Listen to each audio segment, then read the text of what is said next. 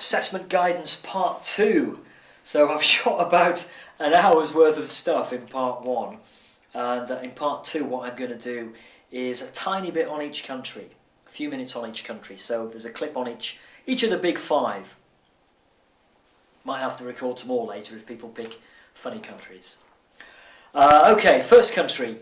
The first country I'm going to talk about is France. If you're doing a project on France, there's just a few things you've got to be deeply aware of and probably read about and get yourself really informed about and really clear on, whatever it is that you're then going to study. So with France, we want to clarify the key characteristics of the French economy, over time, what's traditionally been different about France, and close in on some of the important phases and aspects of its time in the EU. France is most commonly associated with its agricultural sector. It's really important to get this. Agriculture in France is small. It's a small part of the GDP, it's a small part of the economy, but it's a bit bigger than it is in most other European states that are similarly developed. So it's not that agriculture is huge in France, it's that agriculture is a bit bigger and much more important politically. Yeah, politically. So it's to do with the cultural and political importance of agriculture, not its economic size. Okay? But yes, as long as we fully get the nuance there, yes, we can go on to say that France's stance in the EU is characterised by, this kind of support for agriculture, this attempt to defend and protect its agricultural interests. The thing to remember there is that the Common Agricultural Policy, is relatively unique. We don't have a common industrial policy, we don't have a common services policy. Yeah? And, the amounts of money spent on it are not really huge, if we compare it to lots of other things. It's not really expensive, it's just that within the EU, it is one of 2 very developed policies, agriculture and regions. So it's only in that context, it's only with all of the context added, that then within that context, yes, agriculture is quite important to France. France fights for agriculture, yes. But it's quite easy to take it out of context, and we don't want you to do that. It's got to be in context. It's only within its own parameters. Yeah, so small amounts of money, yes, within that, yes, France defends its money and its farmers and its support for its farmers. Now this tells you something about France. It tells you something about France's modernisation. Okay, so agriculture is a sector that across Europe was massive before the Industrial Revolution. Everyone worked in agriculture. Okay, so you've got a country that sticks out because it defends its farmers a bit more, and its agriculture is just a bit bigger than the others, a little bit more important. What that's really telling you is that something strange happened in the way that France industrialised.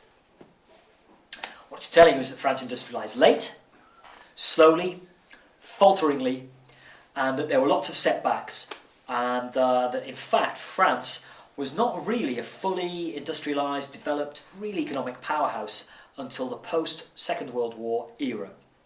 Yeah, in other words, the era of the post-war boom. The French call this era the Trente Glorieuses.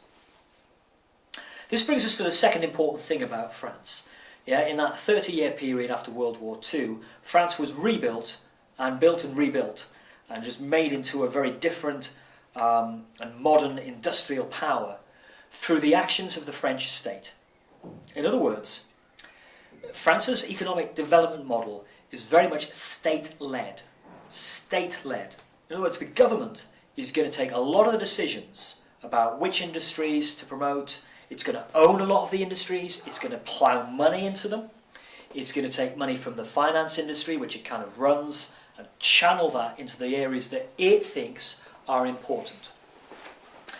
This is unbelievably significant. This state-centred model contrasts completely with the model that we have in the UK, which is market-led. In the UK, markets make the decisions about where investment goes. In France, the point is that absolutely didn't happen. The government determined where resources were going. Now, even the Gaullists, who were on the political right in France, were fully in favour of that policy.